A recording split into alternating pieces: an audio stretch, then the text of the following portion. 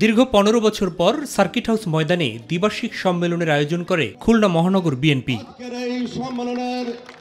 যুক্তরাজ্য থেকে ভার্চুয়াল মাধ্যমে যোগ দিয়ে কাউন্সিলরদের উদ্দেশ্যে নির্দেশনা দেন দলের ভারপ্রাপ্ত চেয়ারম্যান।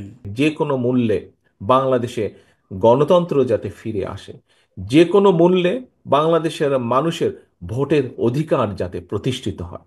আমরা যদি ভোটের অধিকারকে প্রতিষ্ঠিত করতে পারি বাংলাদেশের মানুষের, তাহলেই আমরা বাংলাদেশকে যেই সর্বনাশের যেই খাদের কিনারায় বাংলাদেশ চলে গেছে, সেখান থেকে ধীরে ধীরে আমরা উঠিয়ে আনতে সক্ষম হব। পতিত ফ্যাসিবাদী শক্তি যাতে কোনোভাবে আর ফিরে আসতে না পারে, সেজন্য ঐক্যবদ্ধ থাকার উপর জোর দেন বিএনপির শীর্ষ এই নেতা।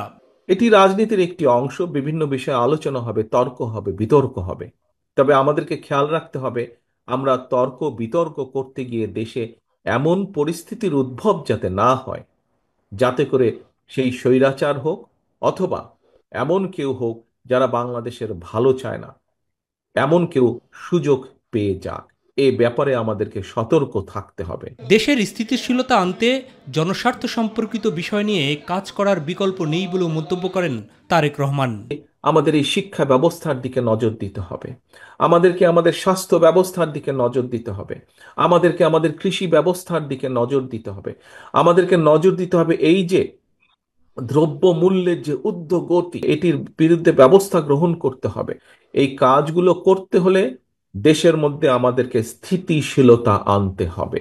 খুলনা মহানগরের 5টি থানা কমিটি 505 জন কাউন্সিলরের ভোটে নির্বাচিত হবে নগরের নতুন নেতৃত্ব। মাহবুব সৈকত, মাই টিভি, খুলনা।